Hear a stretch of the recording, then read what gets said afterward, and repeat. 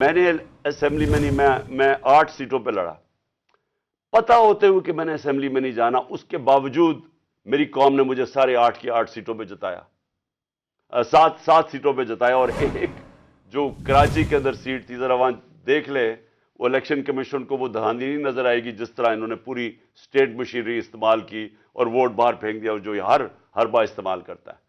تو ہم نے یہ فیصلہ کر لیا ہے۔ میں اپنی قوم کو آخر میں صرف یہ کہنا چاہتا ہوں کہ دیکھیں، مایوسی گناہ ہے۔ آپ مایوس ہو کے گھر بیٹھ جائیں یا آپ باہر ٹکٹ لے کے کسی اور ملک میں چلے جائیں اور کوئی نوکری مل جائے، یہ میری نظر میں یہ ایک انسان اپنی جو ڈیوٹی ہے معاشرے کو، اس سے بھاگتا ہے۔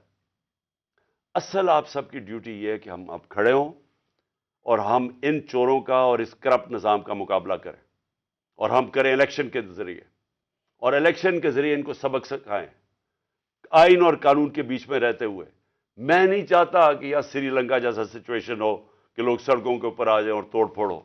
میں چاہتا ہوں کہ ہم الیکشن کے ذریعے ان کو شکست دیں، اور ان کو ایسی شکست دیں کہ یہ ہمیشہ کے لیے ان چوروں کا نام و نشان یہاں سے چلا جائے۔ اور وہ تب ہوگا جب آپ سب اس کو اپنی ذمہ داری لے کے نکلیں گے۔ اور میں آپ کو آخر میں یہ کہنا چاہتا ہوں کہ مایوسی جو ہے، میں 3.5 سال گورنمنٹ میں رہا، اس کے باوجود کہ بینکرپٹ گورنمنٹ میں لی، اس کے باوجود کہ ہمارے پاس تجربہ ہی نہیں تھا بالکل۔ ہم پہلی دفعہ گورنمنٹ میں آئے تھے، ایک کے بعد دوسرا کرائسس تھا، صدی میں ایک دفعہ کرونا جیسا کرائسس آتا ہے، وہ اوپر سے آ گیا، 2 سال وہ رہا۔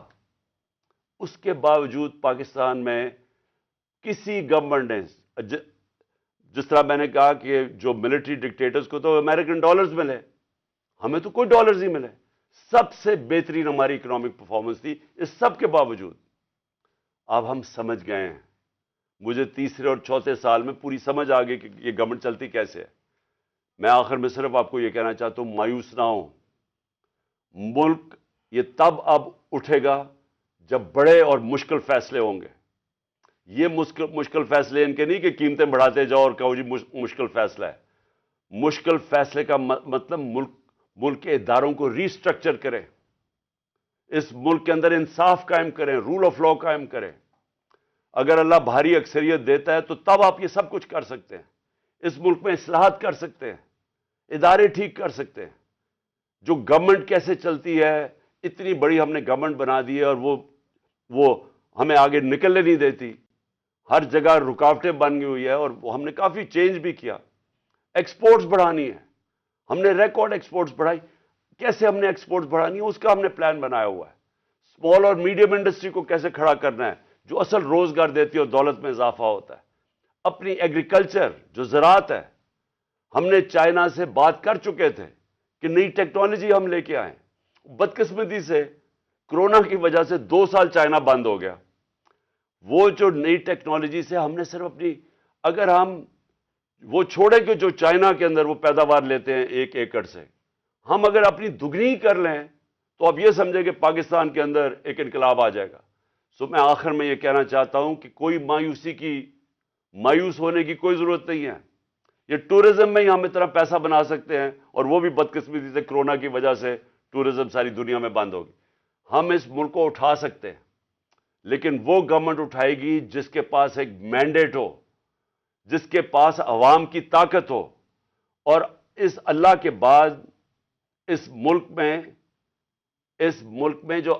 ملک کے جو وارث ہیں وہ عوام ہیں، اور کوئی نہیں ہے۔ عوام اس ملک کی وارث ہے، اور میں آپ میں سے ہوں۔ ہم نے اس عوام نے ایک قوم بن کے ہم نے اس مشکل وقت سے نکلنا ہے، اور لیکن وہ نکلیں گے تب جب اس ملک کے اندر صاف اور شفاف الیکشن ہو، اور اس کے لیے ہماری اب جدوجہد جاری رہے گی۔ میں آپ سب کا شکریہ ادا کرتا ہوں کہ پھر سے آپ میری کال پہ آئے۔ پاکستان زندہ باد۔ Chairman P T I Imran Khan video link کے ذریعے تقریب سے خطاب کر رہے تھے۔ انہوں نے کہا کہ اگلے جمعے کو ہم دونوں اسمبلیاں تحلیل کریں گے۔ عمران خان کا پنجاب اور کے پی اسمبلی اگلے جمعے کو توڑنے کا اعلان ہے، اور انہوں نے مزید بھی کہا کہ اگلے جمعے کو ہم یہ اسمبلیاں تحلیل کریں گے، اور ساتھ ہی ساتھ مہنگائی منہ زور ہوتی جا رہی ہے۔ شہباز اور نواز شریف نے دونوں نے ملک کو مہنگائی کے دہانے پہ بڑھا دیا ہے۔ مشرف نے NRO دے کر ملک پر بہت بڑا ظلم کیا، انہوں نے دوبارہ کرپشن کے کیسز بنائے اور دوبارہ NRO دیا۔ مزید بھی بتائیں کہ ملک میں غلطیاں ہوتی رہیں اور ایک سے ایک بڑھ کر غلطیاں کی گئیں، جس کی وجہ سے ملک آج تباہی کے دہانے پر آ کھڑا ہوا ہے۔ جنرل باجوہ نے اتحادیوں کو دوسری جانب بھیج دیا، اور اس کی کیا وجہ تھی؟ اپنی غلطی ماننے کے بجائے ہم پر ظلم کیا گیا، غلطیوں کو درست کرنے کے بجائے ہم پر بدترین سے بدترین ظلم کیا گیا ہے۔ پوری قوم کو پتہ ہے کہ جنرل باجوہ نے NRO 2 دیا۔ آپ کو مزید بھی بتائیں، عمران خان کی جانب سے یہ بھی کہا گیا کہ کسی جمہوری مذہب ملک میں ایسا ہوتا ہے کیا ہماری ایجنسیز کا یہ کام ہے کہ ویڈیوز بنا کر فائلیں بنائیں؟ انہوں نے مزید بھی کہا کہ جنرل باجوہ نے بیرونی سازش کا حصہ بن کر ہماری حکومت کو گرا دیا، میڈیا کو دھمکیاں دی گئیں اور ساتھ ہی ساتھ ارشد شریف کو بھی شہید کر دیا گیا۔